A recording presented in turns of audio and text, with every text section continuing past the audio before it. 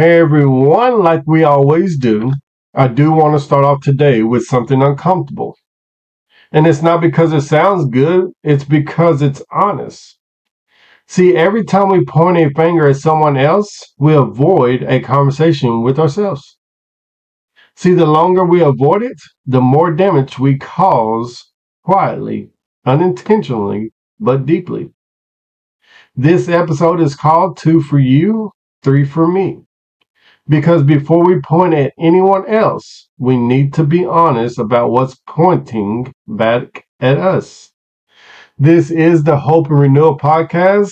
I want to thank you for tuning in. I hope and pray that this message speaks to your heart. And if it does, that you do not keep it to yourself, but you will share it with somebody else. This is your favorite host, Antonio Banks. This is where faith meets real life and hard truth is held with compassion. Have you ever noticed or seen how fast fingers get pointed? See, sometimes before facts are known, before truth has a chance to speak, before silence has to settle, we've watched people rush to assign blame. This is because it's easier than sitting with uncertainty. If we're being honest, like we do here on the Hope and Renewal podcast, we've not only witnessed it, we've also been on the receiving end of it. See, it happens so fast now, it's almost like people practice how quickly they can point a finger at someone. Have you ever watched the old Western movies? Two men standing face to face in the dirt, no words, no warning, just tension. Whoever draws first usually survives. And that's what judgments become. It's not true, it's not facts, it's just about speed. The fastest accusation wins. The quickest assumption spreads. The first person to point gets believed, even if they're wrong. And here's the thing, it doesn't matter if you meant to kill, the damage is already done. But the saddest part to me is this, it isn't when someone does it to your face, at least then you see it coming. At least then you know where they stand. The real pain comes when it's the person you thought you could count on. The one you trusted with your story. The one you defended when others questioned them. The one you believed would never cross that line. Yet, they're the first to speak when you turn your back. The first to explain to someone else. The first to share a version of the story where your voice is missing. It's worse when it happens quietly, not in public and not in confrontation, one-on-one, behind closed doors, where you're not there to explain the context, not there to defend your heart, not there to correct what's been twisted. See, that's where betrayal hits the deepest, because it doesn't just break trust, it breaks safety. So you start replaying conversation, questioning what you shared, wondering how long they were holding that knife while smiling in your face. The hardest part, they understood you and they knew you.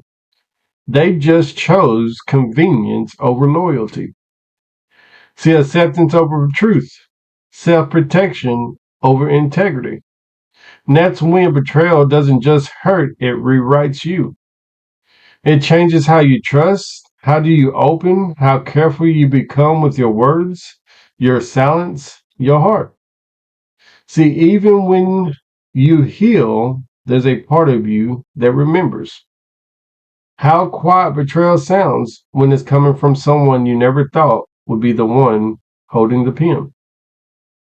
I want to take this a little bit further because some of you today are still pointing fingers at people who aren't even here anymore. And this is what I mean. Like always, a guy and I were talking nothing heavy at first. Somehow the conversation turned to the holidays and alcohol. The question came up, has she always been drinking? And why? The first answer he gave me was this. Well, her father struggled with alcohol. And so I paused. I grabbed it. Because while that might be true, It also reveals something more profound. How often do we do that? We point backward instead of inward. We explain instead of examining. We trace our habits to someone else's failures. Sometimes we call that understanding when it's really avoidance. We'll say something like this: that's my father did. That's what my mother did. That's all I've ever known. Listen, those things do matter. Our past shapes us, yes. Trauma leaves fingerprints, yes. But there's a difference between understanding the root and using the root as a reason to stay stuck. At some point, pointing to who hurt us or who modeled dysfunction for us stop being an explanation and starts becoming a shield. So what we do with drinking, the same thing we do with porn, the same thing we do with drugs, anger, and silence. We keep pointing fingers at people who are gone. People who can't even answer back. People who can't change anything now. All while the three fingers are pointing back at us. Keep asking the same question. What are you going to do with this now? Because healing doesn't mean pretending we weren't influenced. Let me repeat that. Healing doesn't mean pretending we weren't influenced. It means deciding we won't stay defined by it. So if we're being honest like we do on the Hope Renewal podcast, some of us have done this before, and some of us are still doing it today. I know I have, and maybe not with bad intentions, maybe not trying to hurt anyone. I've spoken when I should have listened. I've filled in gaps that wasn't mine to fill. I've shared pieces of a story that wasn't mine to tell. And I'm almost sure some of you are listening right now have done the same exact thing. And maybe without realizing it, maybe without meaning harm, what my mother used to always tell me is this. She'll look at me and say, Tony, you might be pointing one finger at somebody, but know that there is always three pointing back at you. And that stuck with me. And that's the reason I came up with this title. So every time I'm quick to judge, every time I'm tempted to speak on someone else's situation, that reminder shows up. Before you point out their mistake, check your own posture. Before you tell their story, ask yourself if you're willing to tell the whole truth about yourself. See, my mother wasn't saying we never hold people accountable. She was reminding me to start with humility, to examine my heart before I examine someone else's life. See, it's easy to see what's wrong with others. It takes courage to face what is unfinished in us. Maybe that's why we point fingers, so we'll feel so natural. It keeps the attention away from the work God is still doing in our own hearts. And let me be honest again, because this is what we do on the Hope and Renewal podcast. And most of the time, I still catch myself doing it. I'll point my finger at my brother every time I don't hear from him.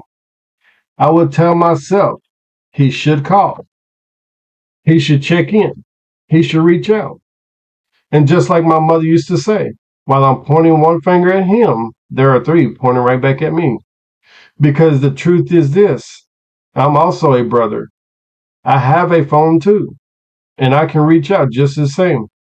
I can also check in, and I can always make the first move. And see, that realization humbled me because it reminded me how easy it is to expect from others what we're unwilling to practice ourselves. See, sometimes the distance we blame on someone else, it's actually an invitation for us. So to step up, not every silence is rejection. Not every gap is abandonment. And not every strained relationship is one-sided. Yeah, that doesn't erase the hurt. It doesn't mean feelings aren't valid. It does mean growth begins when we stop keeping score and start taking ownership. Because renewal doesn't happen when we prove we're right. It happens when we're willing to reach out, even when pride tells us to wait. You know what else is crazy? This isn't new, not even close. This has been happening for centuries. Different faces, different names, but the same behavior. We point fingers, we shift blame, we protect ourselves by exposing others. So let me spoil it for you just this episode. This didn't start with social media. It didn't start with cancel culture. And it didn't start with your generation. It started the moment humanity learned how to avoid responsibility by redirecting the spotlight. It goes all the way back to the beginning, and in a dramatic, churchy way, just in a human way. See, when the things first went wrong, the response wasn't ownership, it was a deflection. Adam didn't say I messed up, he said it was the woman. Eve didn't say I chose wrong, she said it was the serpent. See, nobody lied, they just redirected it. That's the part that feels familiar. It wasn't about denying what happened, it was about shifting the weight so it didn't land fully on them. Sound familiar? We do the exact same thing. We don't always make things up, we tell the story in a way that makes us look better and feel lighter. It wasn't my fault. They didn't reach out. That's just how they are. And before we know it, we're pointing fingers the same way humanity always has. One finger outward, three fingers back. And here's the part that gives me hope and hopefully gives you hope. God didn't destroy them on the spot. He asked questions. And it's not because he didn't know the answers, because confession still mattered. Growth has always started with the same question. Are you willing to own your part?